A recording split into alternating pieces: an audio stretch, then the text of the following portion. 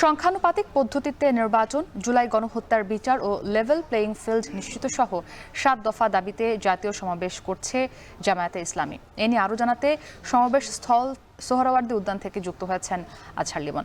লিমন, সমাবেশে নেতাকর্মীদের উপস্থিতি কেমন দেখছেন এবং সমাবেশের মূল আনুষ্ঠানিকতা কখন শুরু হবে?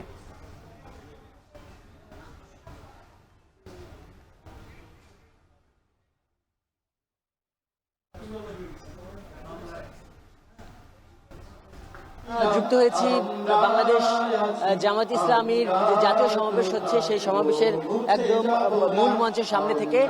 বলা যায় যে আজকে এই ঢাকা শহরের ঘুম ভেঙেছে সারা দেশ থেকে আসা জামায়াত ইসলামীর কর্মী সমর্থক কিংবা নেতৃবৃন্দের পদচারণায়।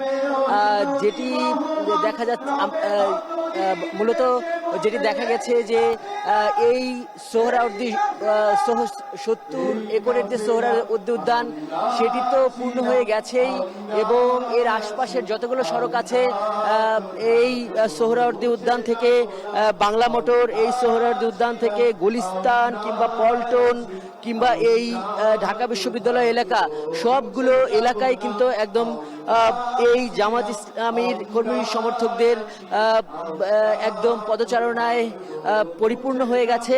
এবং যেটি বলতে পারি যে মোটামুটি বেলা সকাল ৮টার পর যারা এই মঞ্চের দিকে আসতে চেয়েছেন তাদের কিন্তু বেশ বেগ পেতে হয়েছে, এবং আমরা যারা গণমাধ্যম কর্মী আছি তারাও এত জনসমুদ্র যে এখানে পৌঁছতে আসলে অনেক কষ্ট হয়েছে।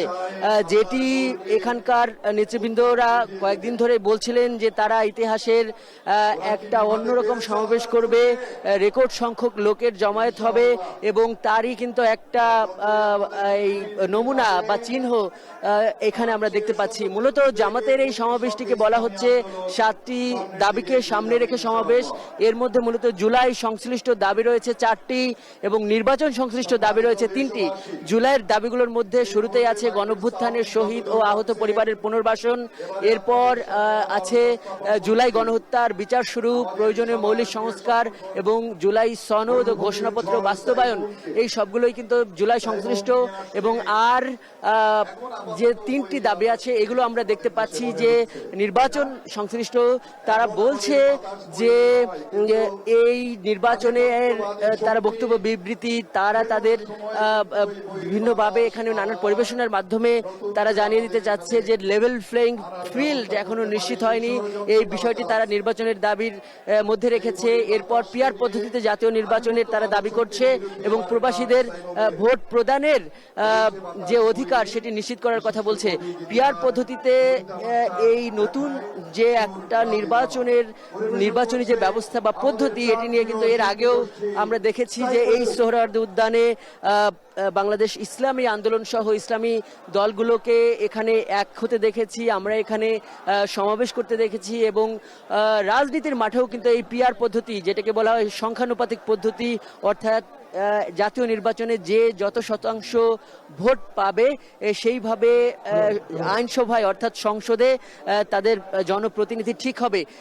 এই দাবিতে কিন্তু আমরা রাজনীতির মাঠেও ইসলামী দলগুলোকে কথা বলতে দেখছি। এখন সেই জায়গা থেকে আমি জামাতের নেতৃবৃন্দের সঙ্গে কথা বলার চেষ্টা করেছি। তারা বলছে যে তারা এই সমাবেশের মাধ্যমে মূলত সেই জামাতের যে দাবি সেই দাবির পক্ষে একটা জানান দিতে চান এবং একটা শক্তিমত্তা প্রদর্শন করতে চান, যাতে তাদের দর কষাকষির জায়গাটা সহজ হয়। তো জামাতের এই মূল মঞ্চ থেকে আমার কাছে এই ছিল এখনকার সর্বশেষ।